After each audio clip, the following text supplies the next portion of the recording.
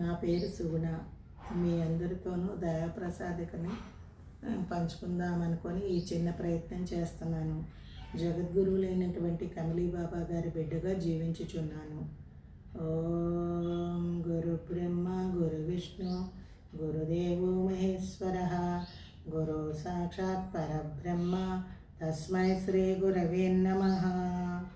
జగద్గురువులైనటువంటి బాబాజీ మనకి దయాప్రసాదిక ద్వారా, దయాప్రసాదిక అంటే సాక్షాత్ బాబాగారే అనే పరమ విశ్వాసంతో నేను ఆ దయాప్రసాదిక మీ అందరితోటి పంచుకోవాలని ఈ ప్రయత్నం చేస్తున్నాను.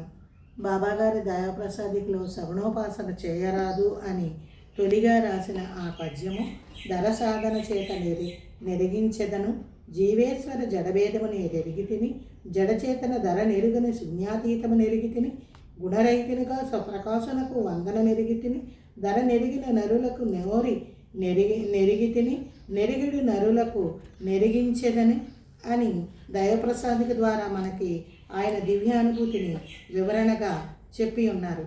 ధర సాధనతోనే ఏ పనైనా కుదురుతుందని, జీవేశ్వరుడు ఈశ్వరుడికి మధ్య ఉన్న భేదము తెలుసుకున్నానని, ధరలో ఎరగనిటటువంటి ఎవరైతే స్వప్రకాశుని దర్శించారో ఆ దర్శించిన మహనీయులందరినీ తెలుసుకున్నానని, తెలుసుకొని నరులకు ఆయన తానుగా వివరించానని, ఆయన స్వప్రకాశుని యొక్క దివ్యానుభూతి పొంది గుణరహితునిగా ఆయనకు వందనం అనర్చానని ఈ పద్యంలో మన అందరికీ ఆయన చెప్పారు. అంతేకాకుండా ఏ దివ్య అనుభూతి బాబాజీ పొందారో, ఏ స్వప్రకాశుని దర్శనమైతే పొందారో ఆ స్వప్రకాశ స్థితిని అందరూ పొందాలని ఆకాంక్షిస్తూ మనకి దైవ ప్రసాదించారు.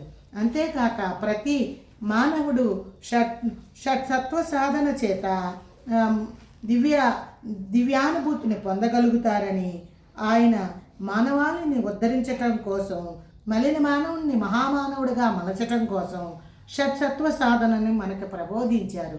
సాక్షాత్ గురుస్వరూపమైన ఆ దైవప్రసాదికను మన అందరము కలిసి సాధనతోనూ ధరయందు దివ్యానుభూతులు పొందగలుగుతామని విశ్వసించి నా ప్రాణదాత అయిన గురుదేవుని పాదార విందములకు తొలి నమస్సులను సమర్పిస్తూ ఈ చిన్న ప్రయత్నాన్ని మీతో పంచుకోవటం కోసం చేస్తున్నాను.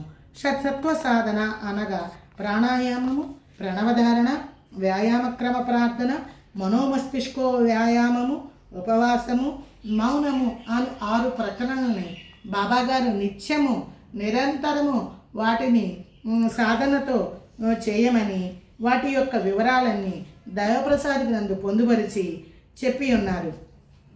బాబాగారు దైవ ప్రసాదికలో 74వ పేజీలోను ఉన్నటువంటి 90 పాంచభౌతికమైన ఈ దేహము అంటే పంచభూతాలతో ఏర్పడిన ఈ శరీరము 96 తత్వాలతో ఉంటుందని, ఆ 96 తత్వాల వివరణ 74వ పేజీలో 5 జ్ఞానేంద్రియాలు, 5 కర్మేంద్రియాలు, 5 విషయేంద్రియాలు, 5 కోశములు, 4 అంతఃకరణలు, 8 రాగాదులు, 10 నాడులు, 14 వాయువులు, 7 ధాతువులు, 5 భూతములు, 6 చక్రములు, 3 మలములు, 4 అవస్థలు, 3 మండలములు, 3 ఈషణములు, 3 వ్యాధులు, 3 గుణములు, 3 తనువులు అని వాటి యొక్క వివరణను కూడా బాబాగారు దైవప్రసాదికలో పొందుపరిచారు.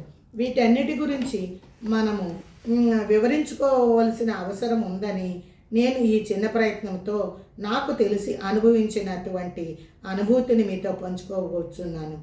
5 జ్ఞానేంద్రియములు ఏ జ్ఞానాన్ని అయితే తెలియజేస్తాయో 5 జ్ఞానేంద్రియాలు మన దేహంలో కన్ను, ముక్కు, చెవి, నాలుక, చర్మము ఇవి ఈ 5 జ్ఞానము అనే విషయాలను తెలియపరుస్తాయి కాబట్టి వీటిని జ్ఞానేంద్రియములు అని అంటారు. శబ్దాన్ని చెవుల ద్వారా వినగలుగుతున్నాము, దృశ్యాలను కంటి ద్వారా చూస్తున్నాము, ముక్కు ద్వారా వాసనను, నాలుక ద్వారా రుచిని, స్పర్శని చర్మం ద్వారా గుర్తెరుగుతున్నాము. కాబట్టి ఈ జ్ఞానములు తెలియజేస్తున్నాయి కాబట్టి వీటిని జ్ఞానేంద్రియములు అన్నారు.